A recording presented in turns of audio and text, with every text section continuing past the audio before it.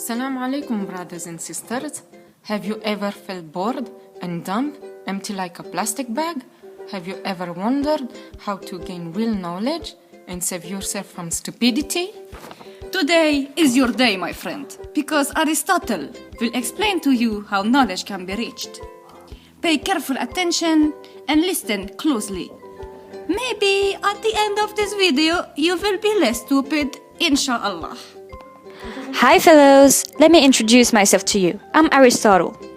My little finger tells me you're all really excited to know what real knowledge is and how knowledge can be reached. Okay then, let me help you through this and tell you what I think. First, let me put in place my thesis. In my opinion, knowledge is what cannot be otherwise. It's about eternal truth. And I think that knowledge can be reached through demonstration. Now, let me explain you what I really mean by all that. It's not going to be simple, but I'm sure you're smart enough to follow me, or I hope so. I believe that knowledge develops naturally from sense perception and experience, and it involves going beyond particular instances and grasping universal truth. Knowledge is reached through demonstration. One has in mind a starting point or a premise. Through logical steps and argumentation, a demonstration is made which will slowly lead to a conclusion. But pay attention that the demonstration has to be a syllogism that starts with self-evidently true premises. If the starting point is false or not true, then logically the conclusion will also be false and no knowledge will be reached. For example, the sun is a star. Stars are in the sky, therefore the sun is in the sky. It is valid because the starting point must be true. I shall also draw your attention on the fact that if the premise of a syllogism is universal, then the conclusion that is reached is also universal, and it becomes an eternal truth. There is no demonstration possible if the premises are perishable. For example, if I feed my horse every morning, I would assume that he will ride me to my destination. But one day, I could feed him and see that he doesn't move because he's sick.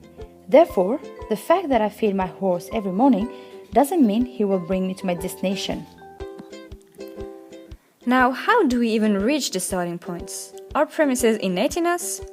It would be strange to assume they're innate because we can't possess knowledge superior to demonstration without being aware. But if we assume they're not innate, it means that we know them without any pre-existing knowledge, which isn't possible either because all teaching and all intellectual learning arises from pre-existing knowledge. This all means that we have thus some capacity before reaching premises. This capacity, animals have it too. It's the capacity of discernment. But we humans have also the capacity to retain things after perceiving them. Having experience seeing the same thing happen frequently makes us develop logos, meaning general concepts. For example, today, I see a lot of gray clouds in the sky. I go out and it rains. Then, tomorrow, I go out again and there are gray clouds in the sky, and it starts raining. Then I know that on the third day, if I see gray clouds in the sky, I would go out with an umbrella, because this time I know that it would be raining. So, to resume, our sense perception arises our memory. Through intuition, we reach and grasp the starting points.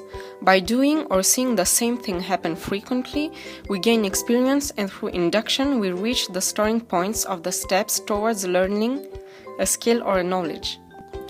Okay guys, I think I've done enough for today. I need now some rest and enjoy my afterlife. Hope you understood my brilliant mind. If not, I'll let you read my thesis on demonstrative knowledge and its starting points.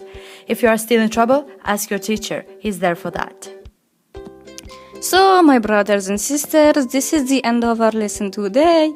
I hope that you understood very well. If you understood, mashallah. If you didn't, say Bismillah, reread the text, and inshallah you will understand better. Salaam alaikum, say hi to your mother.